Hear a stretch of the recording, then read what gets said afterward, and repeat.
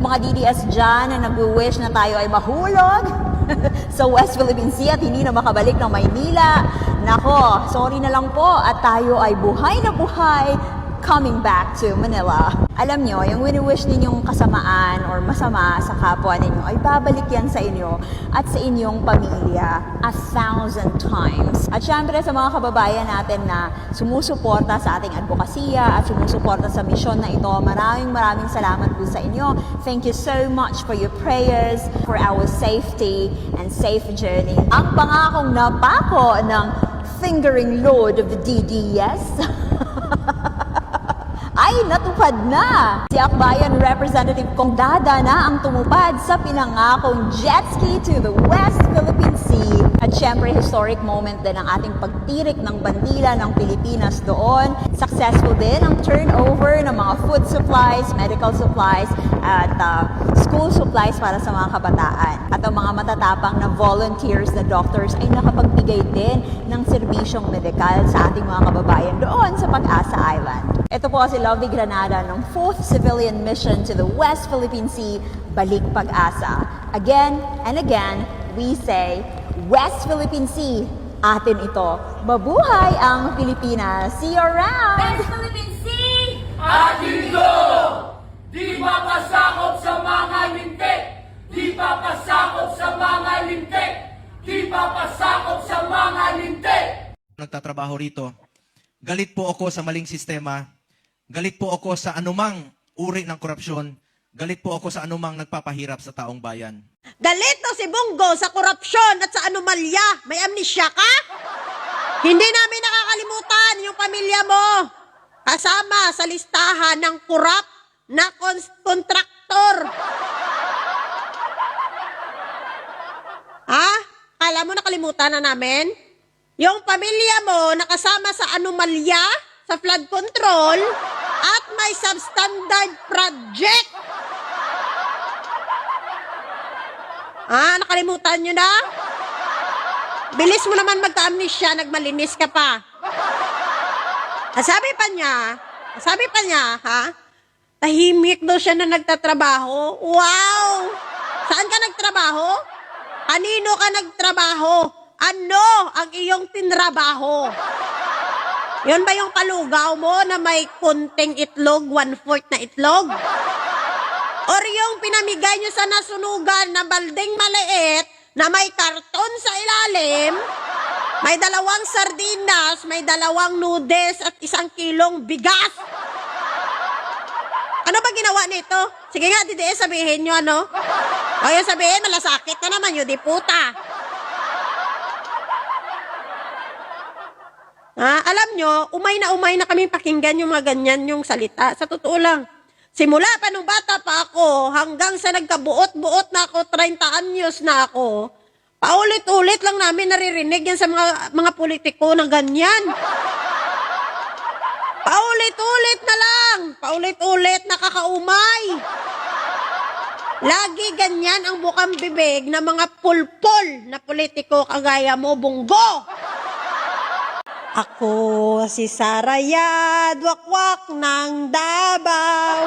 Ako ngayon ay palipad papuntang Europe. Kasi ngayong impeachment, ako'y nabuko. Tangina, Katrillanes, nahuli ako. Ang sabi namin noon, kami mahirap, ang mga DDS uto-uto, naniwala naman. Di nila alam, kami may secret, sikretong bank na may pera, galing kay Sami. Ang aking tuto Sami, ang paborito, milyon-milyon binibigay, pinapasok sa bangko.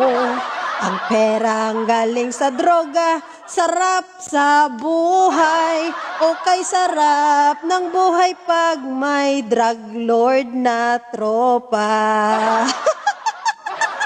Hoy, boy, humba, kita nga nag-aagnas na. Congratulations sa inyong mag-asawa. Meron na naman ikaw kaso ng dadagdag na naman. Tax evasion. Ang inang baklita na to, hindi lang pala ito human trafficker, kag land grabber, tax evader din. Nasa iyo na lahat ng krimen na ginagawa, ano kita? Tingina nyo, galit na galit kayo sa Pangulo. Kung ano-anong pinagsasabi mo masasama sa Pangulo kasi kayo itong may ginagawang kagaguhan. Kaya ayaw na ayaw nyo kay Pangulong Marcos kasi nasisira yung mga negosyo nyo. Nauuli yung mga krimen nyo na ginagawa. Noon kasi, nung panahon pa ng karton, malayang-malaya kayong gumawa ng krimen. Pag gusto ka mo sa kabuhay nyo, kung ano yung buon nyo. Ngayon na si BBM na nakaupo, hindi kayo makagalaw. Tagina 3.3 billion pesos. Tax evasion case laban sa'yo at sa sawa mo. Nagmamalinis kayo na feeling concern kayo sa Pilipinas na kuno, mahal ang Pilipinas, utro ka man! Ang inang mga to eh. Huwag kasi kayo magmalinis na parang perfect nyo. Na kayo nga itong may mga baho na tinatago. Ang ina mo, humbalita ka. Bagnas ka na! Wala pang 24 hours, meron ng road to 2 million vote na ang impeach Sara Duterte signature campaign online. Kamustahin naman natin yung tayo dyan ka na lang online signature. Ay, nasa 300K. Hindi man lang umabot ng 500. Ang kanilang target is 500K. Ay, naghikahos na. Ilang buwan nyo nang pinaglalaban yan?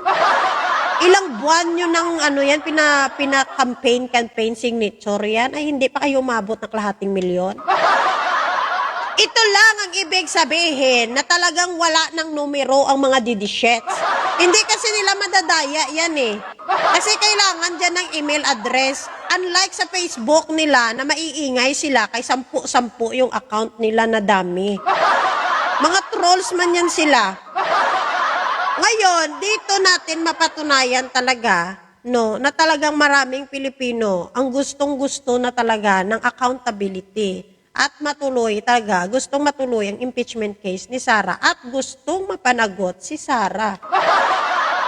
Mga palangga sa mga hindi pa nakapag-sign dito sa impeachment ni Sara na campaign signature, ilalagay ko yung link sa baba. Mag-sign na kayo. Gawin nating 5 million.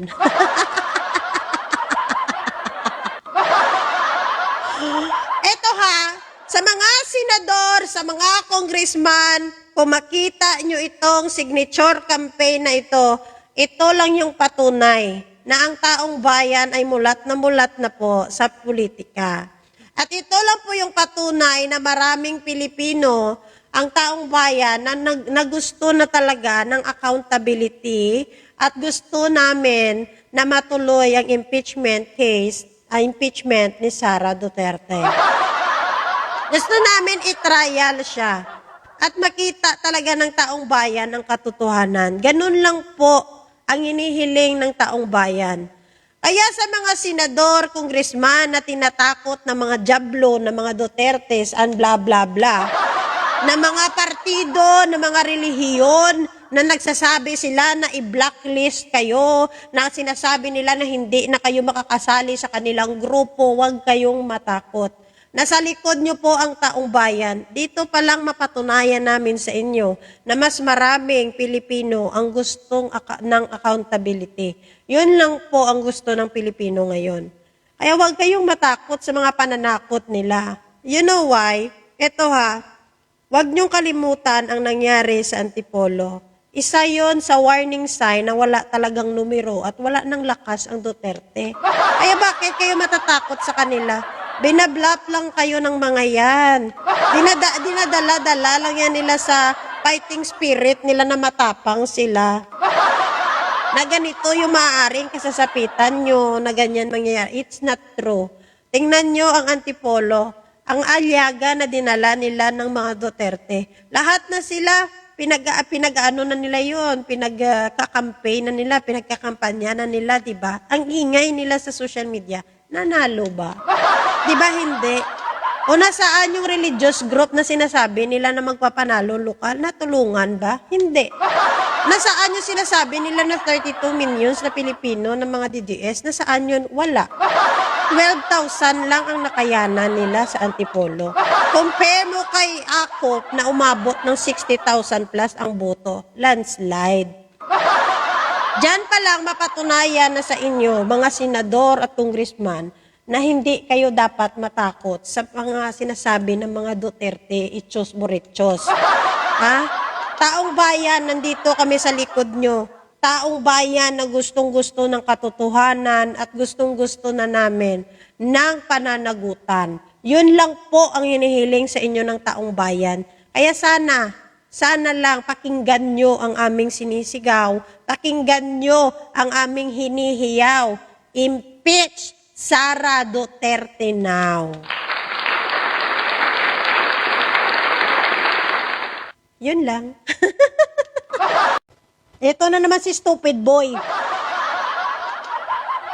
Ito na naman siya, sabi niya, kung warrant daw na galing sa Pilipinas, mabahala daw sila. Pero daw pag sa ibang bansa daw, bakit daw sila mababahala? Stupid. Stupido ka. Kung stupid yung sinasabi mong warrant na galing sa ibang bansa, bakit tumakbo si Bato? Bakit nagkalados mo siya doon sa hagdan? Ha? Yun ba yung stupid? Bakit kung stupid ang sinasabi mo na warrant, nagmamakaawa si Bato sa presidente na, Mr. President, wag mo akong ipadala sa dahig. Dito mo na lang ako litisin dito sa Pilipinas, ikakalugod ko yan, ikakatuwa. O, ayun ba yung stupid, Ruben? Masyado kang mayabang, ex-convict ka. Pakyo!